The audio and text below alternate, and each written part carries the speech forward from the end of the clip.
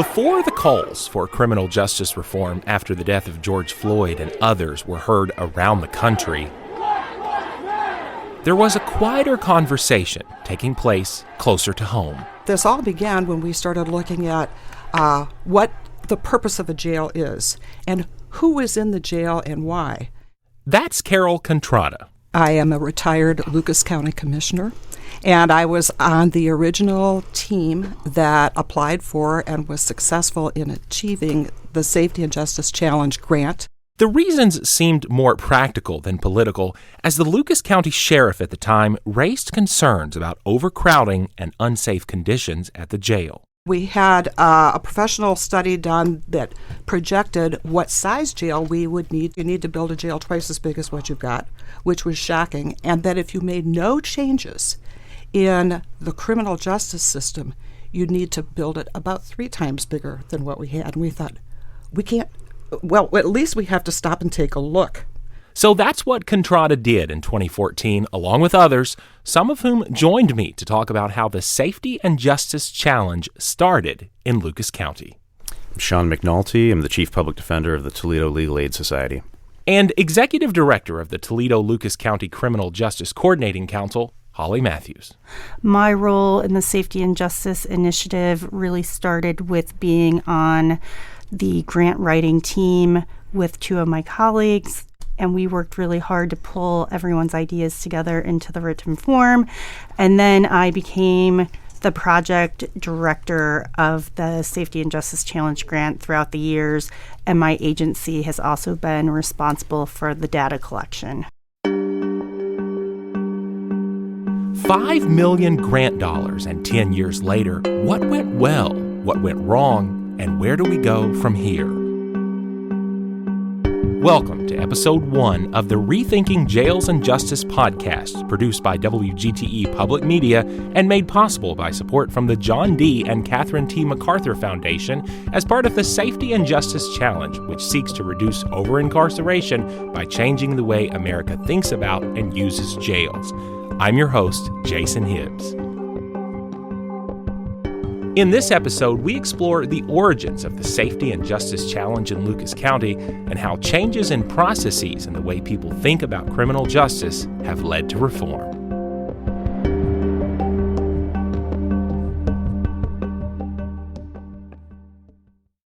You asked the question, who is in the jail and why? We did. What answer did you get? It took several years to get an answer, and we're still trying to answer that question.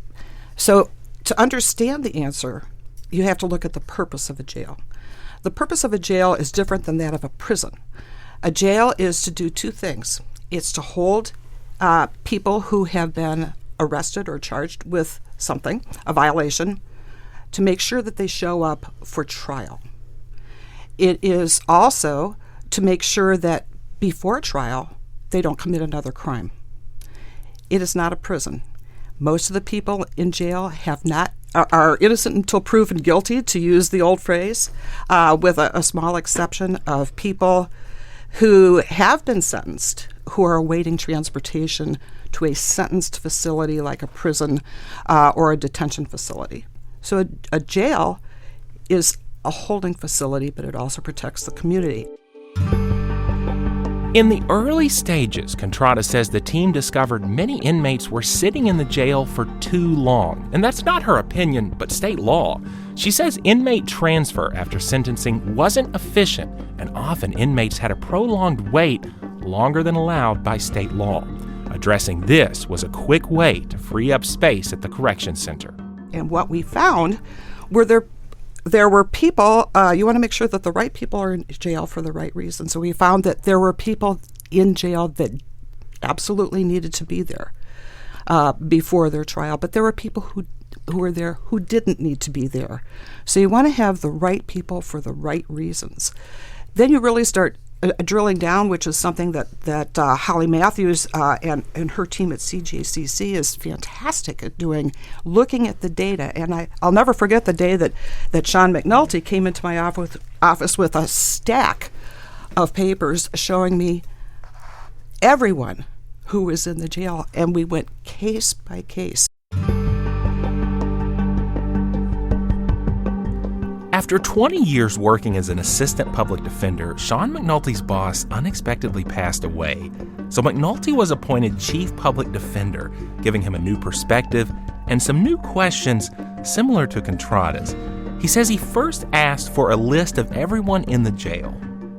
I think there was roughly 430 or 450 people in that jail at the time, and they were able to give me a printout of every single person, and it didn't have a great deal of information, but I did know the individual's name. From there, I could look up their prior history. It would tell me what the charge was that they had, and it would tell me how long they had been in the jail, and I think it had bond information.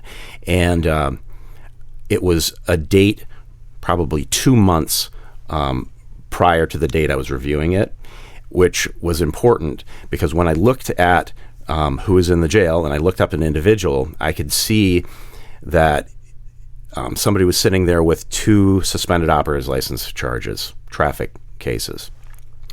And I knew from 20 years of experience that the likely resolution on that case is that they would plead to one of those charges, perhaps even reduced, and then have another one dismissed.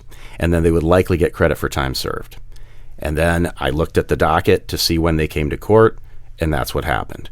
And there was just a multitude of cases like that, low-level, often non-victim, non-violent cases that were housed at the jail that perhaps are not the people that Commissioner Contrada was saying were the people that we are concerned about with respect to public safety. In all, Lucas County received $5 million in MacArthur Grant funding, and it's important to note that's not taxpayer dollars. But first, county leaders said they had to prove to the foundation, which we'll hear from in a later episode, that they could do what they promised to do. It was very competitive. Contrada says there were more than 150 communities that first applied, and that number was whittled down. The MacArthur Foundation held every community to a very, very high standard. You had to be able to meet your metrics that you proposed. You had to explain what you were going to do and how you were going to tie those efforts into actually reducing the jail population while reducing recidivism, while reducing racial and ethnic disparity in the jail. So it was very data intensive. I think our success is extremely dependent on the dedication of the people who said, let's do this thing and let's do it right. The judges, the sheriff, the prosecutors, the defense attorney's office, criminal justice coordinating council, everybody said, can we do it better? But did they? Throughout the next episodes of the Rethinking Jails and Justice podcast, you'll hear a view from the bench, sheriff's department, community, and others. Meanwhile, Holly Matthews says she and other county leaders are hearing from other MacArthur communities, too. So it really is a network that we belong to. They host right now annual all-site meetings that are around 600 individuals where we're able to convene, share successes, share challenges, and strategize about what works in each jurisdiction. There is a finite ending to the Safety and Justice Challenge. We had one strategy called electronic monitoring, and I believe right around 2019, the cost of that strategy was assumed by Lucas County as part of our sustainability plan. So although started through Safety and Justice Challenge funding, we did sustain the strategy through taxpayer dollars. The $5 million MacArthur Grant dollars were not provided in a single installment, but allocated to different strategies, as you heard mentioned, over multiple phases. A budget and details on each strategy are on our website at www.wgte.org/RJJ. While we don't have time to explore each element in this episode, in upcoming Rethinking Jails and Justice episodes, we'll take a deeper dive into some of the biggest issues people working in, through, and around the criminal justice system have identified, including the future of criminal justice reform. But after talking with these people, a few underlying themes emerged. The first one, changing the way we think about jails and justice. And you might be able to hear that in Sean McNulty's answer to this question. But Sean, how can we be sure we're not endangering people by making fewer arrests or not keeping people locked up? I'm suggesting to you that that is a short-sighted way of looking at that analysis, because often what happens, and there is lots of data to back this up, people that are low or moderate risk of reoffending have their lives destabilized if you put them in custody where there might have been a alternative that might have been a better alternative for that individual. And if they have their lives destabilized, like they lose their housing, they lose their jobs, perhaps they lose their license, so they lose their health benefits, children may be taken into custody of children's services, all of these things combine to make somebody more likely to return to the criminal justice system. That, by definition, means we have less public safety. So sometimes the alternate response is actually going to make the community safer and make somebody less likely to return to the criminal justice system. One of the great successes that this project has had is what the Common Pleas Court and the Municipal Court judges were able to do pretrial in evaluating community risk. And there are proven ways that are used in very successful communities, and I'm proud to say that Lucas County is one of them, that evaluate the risk of recidivism, which is committing another crime, and the risk of flight, and it doesn't really mean, flying to Jamaica or something like that. It means not returning for trial. And those risk tools are very predictive. In an upcoming episode, we take an in-depth look at the predictors, but if you want to read ahead, we have those uploaded to our website at www.wgte.org/RJJ. The group also says rethinking how police interact with people is another major step in criminal justice reform. Deflection allows law enforcement to make different decisions, such as taking people to specialized facilities addressing behavioral health needs instead of jail. A 2014 review found that 57% of people released from the Lucas County Correction Center had behavioral health needs. Deflection often is going to be a decision made by a police officer that encounters somebody on the street. Historically, they really had just a couple of different options. One would be take someone to jail, or elect to do perhaps nothing within the legal system, or they could give them a summons and tell them to come to court. Those were really the decisions. And there's unfortunately sometimes where the police officer didn't feel comfortable leaving somebody in the community, and their only alternative was to bring him to jail. The idea of deflection is to give additional opportunities for law enforcement so they can make different decisions. In this case, deflection is referring to the idea that you could still be removed from the situation that the individual was in, but then taken to another setting. That's very important because not only are you not driving up jail numbers, but more importantly, you're taking the individual to a place that is probably better suited to serve those needs. But how do officers know if they're making the right decision? Holly Matthews says the answer is CIT. The Mental Health and Recovery Services Board added the number of CIT trainings offered throughout the year. And CIT stands for Community Intervention Training, and it's really that specially training for law enforcement officers, jail staff, probation officers to better interact with individuals with behavioral health needs. And then through 2 Justice Mental Health and Collaboration Program grants, one received in 2018, one received in 2019, we were able, through the 2018 grant, to implement a behavioral health screener at the jail, and so that every individual booked is able to be screened and can indicate whether or not they are severe, persistent, mentally ill, and we can provide either linkage or better service to those who are identified as SPMI. And then through the 2019 grant, we received funds to pilot the Law Enforcement Deflection Center, which we call the CARE Center locally, and that is operated through the ZEF Center. As mentioned earlier, of course, judges also play a major role in criminal justice reform. $2.3 million were allocated for managing based on risk to help judges make the best decisions. We funded personnel for our enhanced electronic monitoring services. We funded that, I think, for approximately 4 years. It funded 3 electronic monitoring officers, 1 clerk, 1 enforcement deputy, and their salary was approximately $66,000 a year. We also had to invest in additional GPS electronic monitoring bracelets. We funded approximately 105 units. We also paid for the phones for the additional personnel. And then, as we talk about managing based on risk, part of the strategy was having appropriate risk assessment scores on sentenced individuals at their correction center of Northwest Ohio. Lucas County is also part of the statewide Stepping Up initiative directed by retired Ohio Supreme Court Justice Evelyn Stratton. This initiative is similar to MacArthur, which aims to reduce the number of people in jail with mental illnesses specifically by connecting them to treatment and services.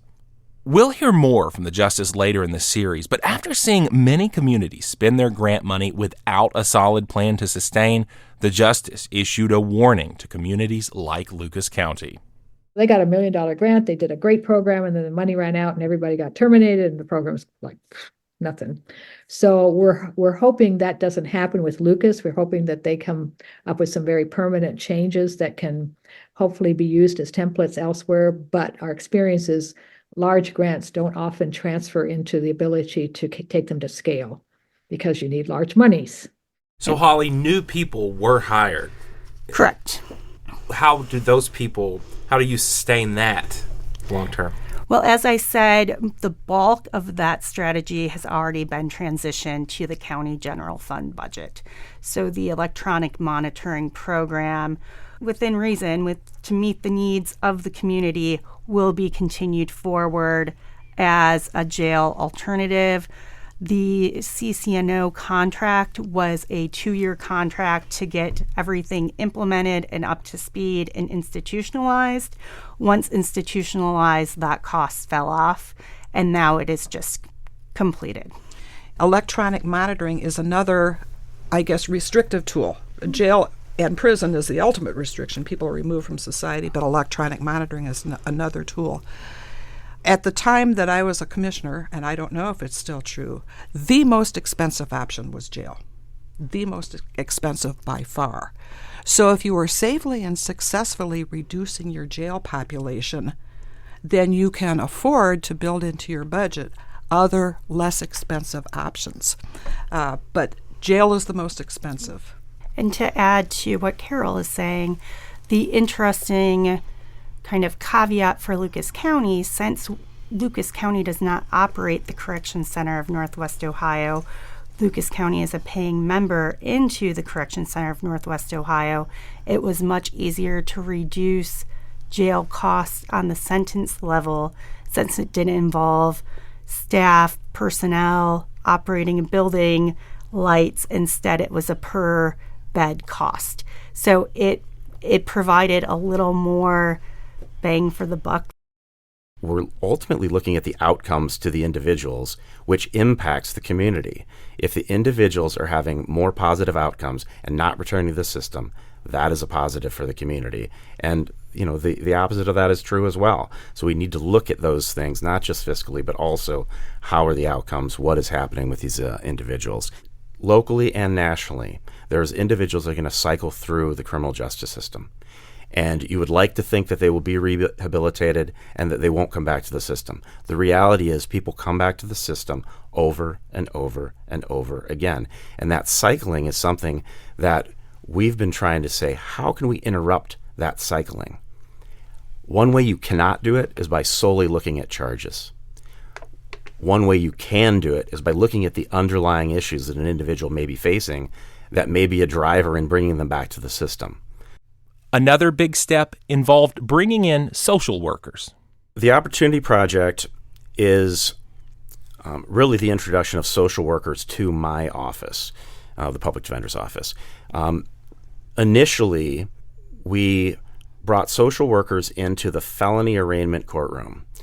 And the idea was, this was my thinking behind this project. Over time, I was seeing that individuals had maybe different struggles to them, but you saw the same types of things across individuals. So it might be mental health issues, it might be substance use issues, it could be transportation issues, it could be housing issues, education impediments, it can be challenges to seeking and obtaining employment. There's lots of things like that. And those are all things that a social worker would have the opportunity to discuss with the individual and try to see if the individual is interested in addressing any of those things at any given time. McNulty says judges tend to look more favorably on the defendants who are getting the help they need, so it often changes the trajectory of the case, another reason most defendants agree to the program. And you might be surprised by this. McNulty says the state reimbursement for local defenders' offices in recent years has increased and is projected to stay at a historic high.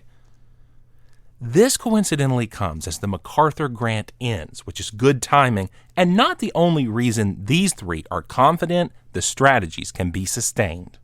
Our data collection capacity was already in existence, so we didn't have to invest in an IT infrastructure to extract data. Through the CJCC, the Northwest Ohio Regional Information System, NORS for short, has been around since 1974, 1976, and the purpose of NORS is to share integrated criminal justice data, and we have a staff dedicated to do so. So when this project came around, it was adding work to my staff, but it was work that they were able to do. There was a team of us that really stepped up to lead the different strategies and initiatives that we did not fund. That really has set us up to sustain our strategies quite nicely. Another point of pride for this group, the First Wednesday program at One Government Center, which provides services like birth certificates and license assistance to defendants. This model expanded into a program called Reentry on the First Day for people returning from incarceration to assist them in planning for success by identifying needs, arranging appointments with behavioral health providers, and addressing housing needs, all to keep people from going back to jail. But who is most likely to take advantage of diversion programs which redirect people away from conventional prosecution processes in exchange for fulfilling certain conditions? The team investigated defendant demographics and learned this area, too, needed some rethinking. You were seeing an overrepresentation of African Americans in the criminal justice system, especially given the local population, the 19.5% of the Lucas County population. And yet over 50% or 60% of each of these contact points along the system were much, much greater than you would like to see. And unfortunately, as we did the data analysis, one of the places where there was the least highest level of overrepresentation, or the lowest overrepresentation, was in diversion. So in other words, African Americans were getting stopped by the police more, charged by the police more, held in jail by the police more, going to prison and jail more. And the one place where there was an opportunity to be diverted out of the system, to have charges not fully prosecuted and to have them ultimately not on your record, was diversion. And they were getting less of an opportunity to avail themselves of those diversion opportunities. Carol Contrada says it came down to money. It affected the black population disproportionately because they could not afford to pay. So I won't say it was a simple solution, but a part of the solution that was simple was say, let's make that free. It should be a burden that shouldn't skew to any population. It should be available to everyone in the jail. And To her credit, Prosecutor Bates was part of this discussion, part of the MacArthur strategies as well. And when this came to her attention, she also wanted it to be a fair process of somebody to be able to go into the felony diversion program. And she did not want somebody not to be able to do it because they simply couldn't afford it. And unfortunately, that was what was happening. Part of the diversion program, a new course focusing on cognitive behavioral change, improving interactions with law enforcement, and providing information on community resources. And this is Holly. It's essentially a 4-hour course that's grounded in the elements of procedural justice that individuals with a history of more than one offense are referred to. And if the program is completed, then the charges are dismissed. $370,000 were allocated to Strategy 5 for new community-coordinated practices. Matthews says before people on probation often faced the complicated barrier of being supervised by multiple jurisdictions at the same time. In some cases, probationers had 2 ankle monitors and 2 different sets of rules. 2 ankle monitors. Yes, because different jurisdictions, different supervision. And then the other kind of downside we found is that you could be drug testing for the city of Toledo on Monday, and then you could be drug testing for the city of Oregon on Tuesday, and we're not sharing those drug testing results. Is there really a need for probationers to give up their time to provide tests for 2 different jurisdictions where all you have to do is share the results? They also made changes to the probation process. If people keep coming before the judge, even if it is a minor thing, like I missed an appointment or I was late for an appointment or I had a marijuana positive screen, whatever the situation might be, there's going to be a time where the judge says, clearly you're not getting the message, and they will revoke the probation and send them to CCNO for whatever period of time. One of the things that they're doing with this strategy is they're allowing a system of sanctions and incentives to be put in place for probationers, and they want that to be consistent across the probation departments, so that if somebody misses an appointment, they may say, going forward, you're now going to have 2 appointments a week. If somebody has a positive drug screen, they may step up the frequency of those drug screens. That doesn't mean you don't end up in front of the judge. It does mean they have some flexibility in when that violation may be formally processed. And as I mentioned, the evidence-based practices, what Sean is referencing is graduated sanctions, which is probably the preeminent evidence-based practice in probation. And the other kind of caveat to this, the state of Ohio has a Justice Reinvestment Initiative grant, and to be eligible for funding through the Ohio Department of Rehabilitation and Correction, you have to have evidence-based practices and specifically graduated sanctions implemented in your jurisdiction to be eligible for the state funding. So the goal was really to work with all jurisdictions to getting to the baseline to be eligible for the state funding and to further enhance probation departments. And I believe so far 3 out of the 5 have received state funding, and I believe 2 are still working towards that. Graduated sanctions involve progressively stricter disciplinary actions, such as probation officers managing the first 3 failed drug tests and involving a judge only on the 4th. Matthews says the system empowers probation officers to perform their duties without repeatedly taking people to court. To ensure consistency, a graduated sanctions grid was developed, standardizing policies and practices across 5 local jurisdictions, which helps avoid confusion. The criminal justice system is confusing enough than to add these bifurcated policies across the board for individuals. Sounds like that was pretty common, too. Yes, very common. They say another area that needed some rethinking is how the government engages with the community. Now, this is Strategy 6, one of the final ones, and the group says one of the most difficult. The bulk of the funding in Strategy 6 is really built into our community engagement grants, where individuals, we've had 3 releases of approximately $100,000, where community groups could apply for small grants to implement and address neighborhood-based programs. And so this really was meant to further engage the community into our work. A solicitation was released to the community where you could apply for upwards of $10,000. There were a few requirements, one being that you were either a nonprofit agency. If you were not a nonprofit and just an individual, you had to partner with a nonprofit agency, and you would be eligible for funding. So the applications were reviewed by the small work group and projects were selected. Community groups like Tramain Rayford's The Program Inc., which received $20,000 to spend on community programming, where youth learn practical skills while having fun. I think our dodgeball and economics event, we had 85 kids there. Our tie event, we had another 75 kids. It's where it's open to the community. Anybody can come. We teach them how to tie ties, or we teach them how to balance, not a checkbook, because nobody uses checkbooks now, but balance financial literacy, budgeting, managing money, things like that.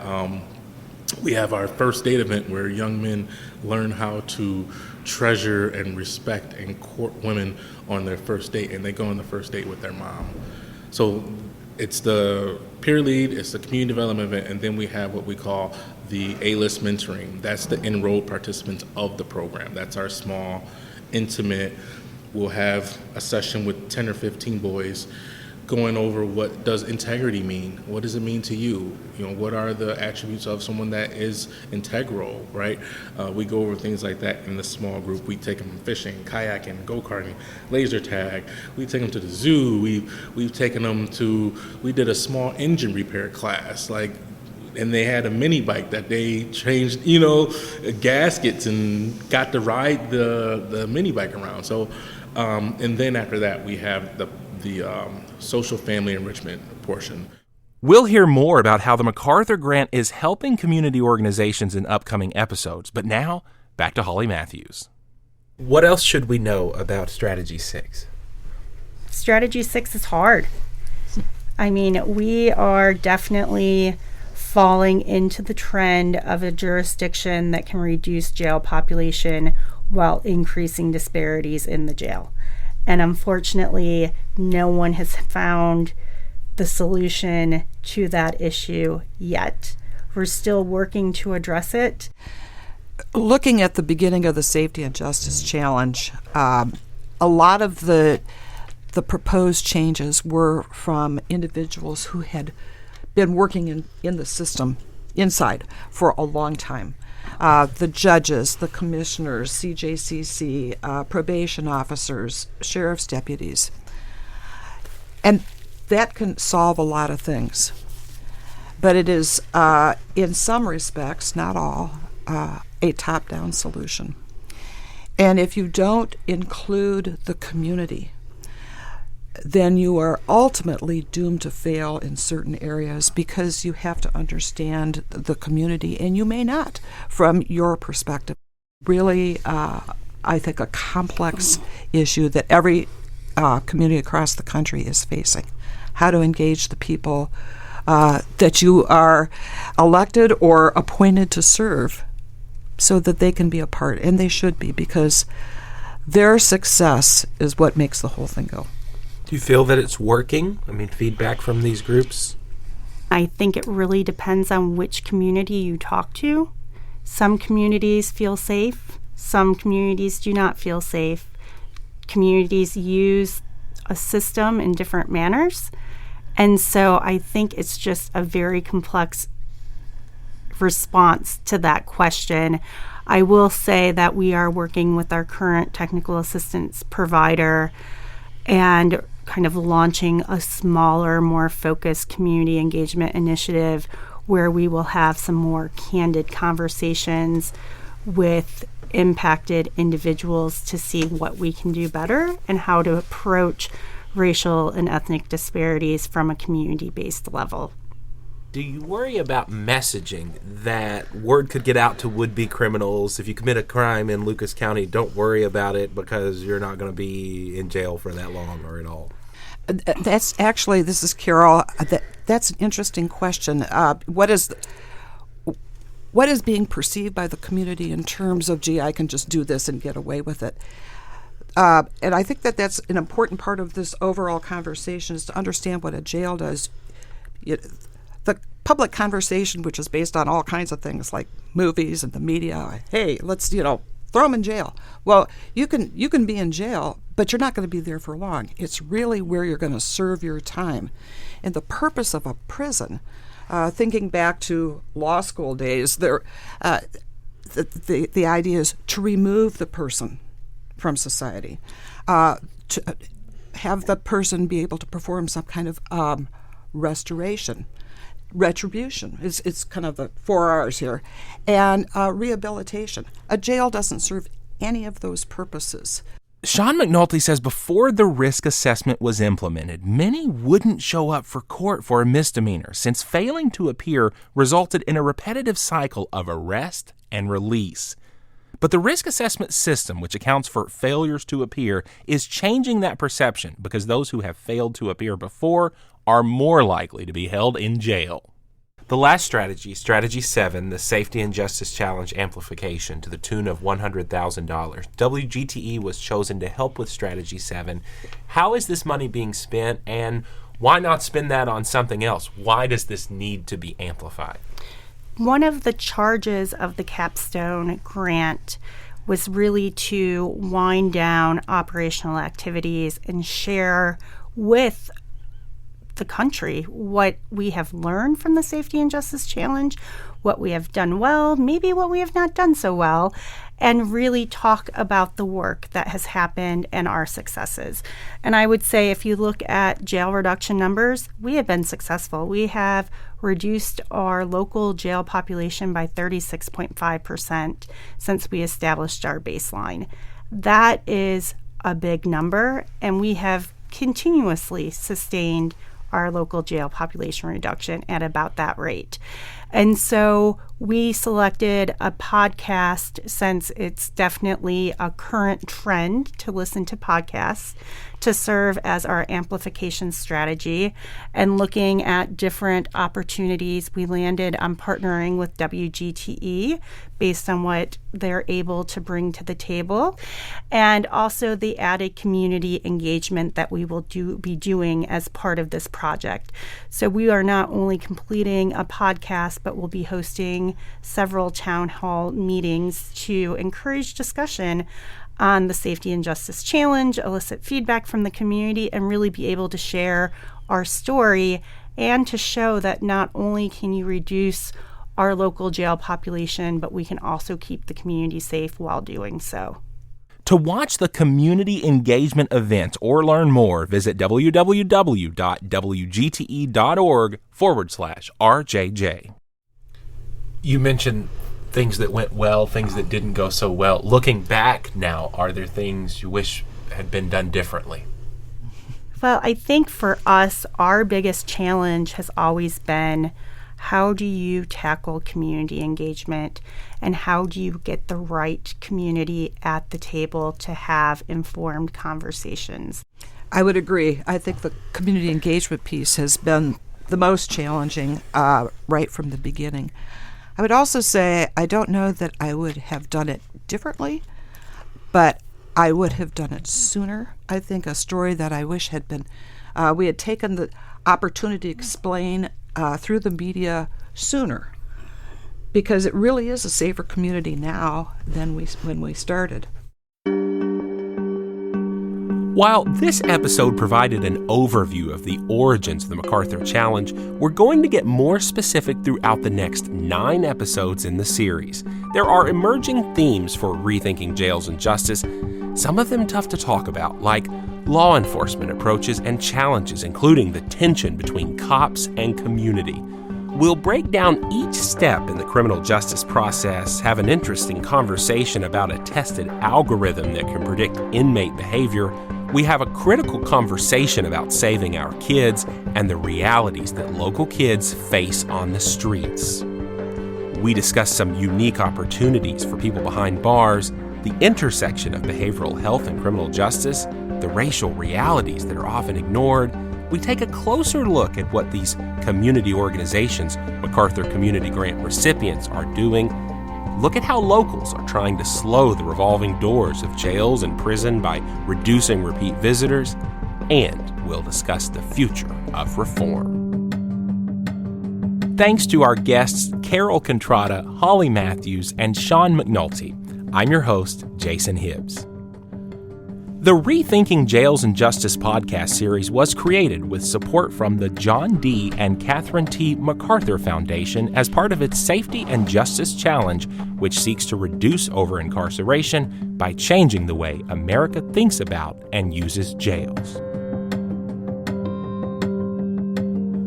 On the next episode of the Rethinking Jails and Justice podcast. That mentality of a law enforcement officer is lock them up and keep them there. They're often the first contact people have with the criminal justice system, and sometimes the last group to get on board with criminal justice reform.